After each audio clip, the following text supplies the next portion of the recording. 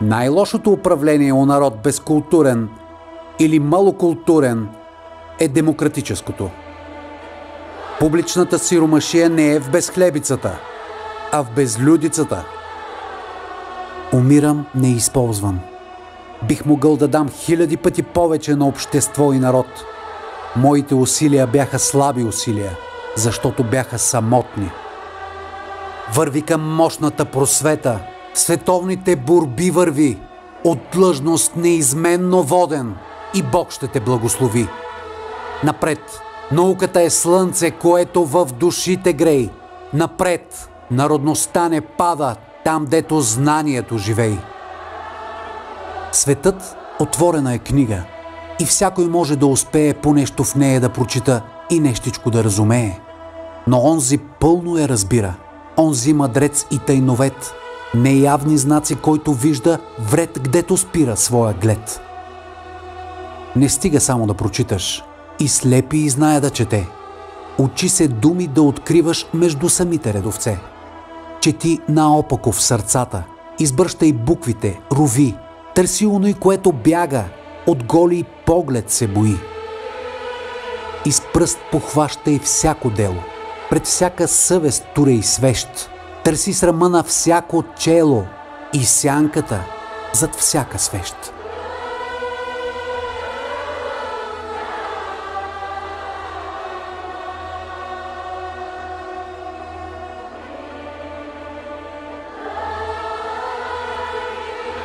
Че аз съм щастливец, това го знае цяла България.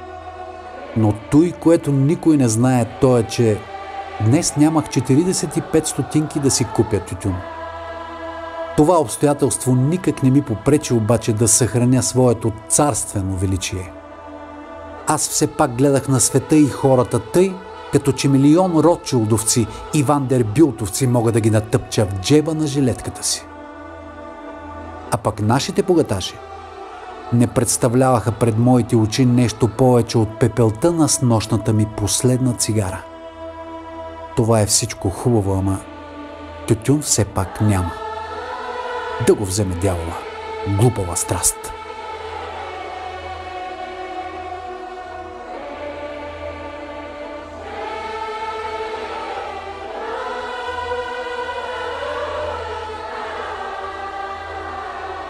Моралните истини са така достъпни и ясни, че тях и децата ги докосват с ръка. Човек не е човек, когато живее сляпо и забато и само в една посока си търси пътя и урока. Човекът е човек, когато в душата му озрява лято и може с обич да нахрани телесни и душевни рани.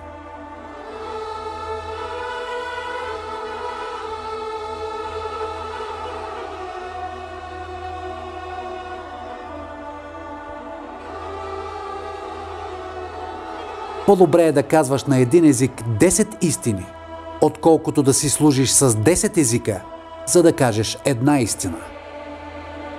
Ти идеш от дълбочината на вековете.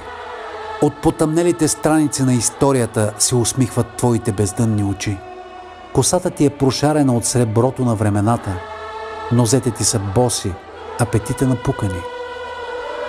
Наместо гердан от златици, ти носиш една вехта бакарена пара, нанизана на конопена връв, от коля изкопана от разрушена старинна твърдина. Земя на българите, родино моя, на колене стоя пред теб и целувам твоята корава, невидима десница.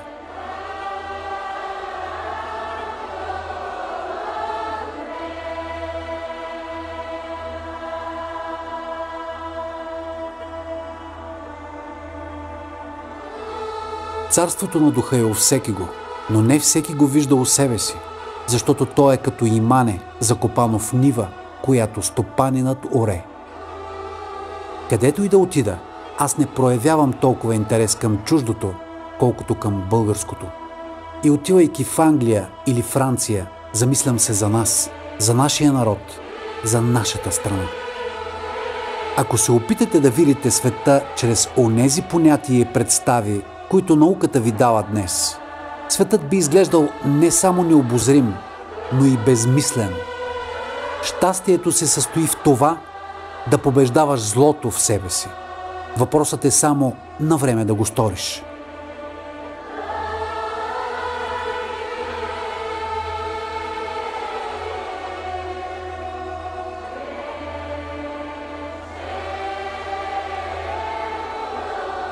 Главата ми да отсекат, пак ще викам: да живее България! Българинът има нещо общо с лисицата. Точно когато я мислиш за умряла, тя хукне. Много пъти това ни е спасявало. Дано и този път да ни спаси от нашите и чуждите гробари, които са се хванали вече за лопатите. Нацията ни сега е в безпътица, но не е безпътна. Изход има, и то е преди всичко в двете спасителни понятия – отечество и отечествен дълг. Виждам го също и в разумното държавно управление, което ще промени възпитанието на младежта чрез училището и учителите. Да се почне оттам, откъдето са започвали всички реформатори. А не като си продаваме образованието и го даваме в ръцете на по-неграмотни от нас, каквито са американците. Вместо това, трябва да си върнем старата усъвършенствана система от 1937-38 година, от която младите хора излизаха родолюбци, обичаха България и бяха готови да жертват нещо от себе си за нея.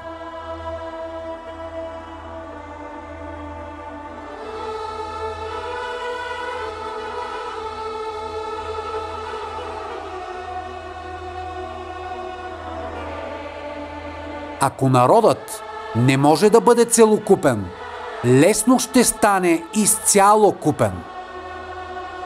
Тъй от дните робски и хайдушки сме изяли много люти чушки. Затова ни е лютив езика и тежко му кой ни предизвика.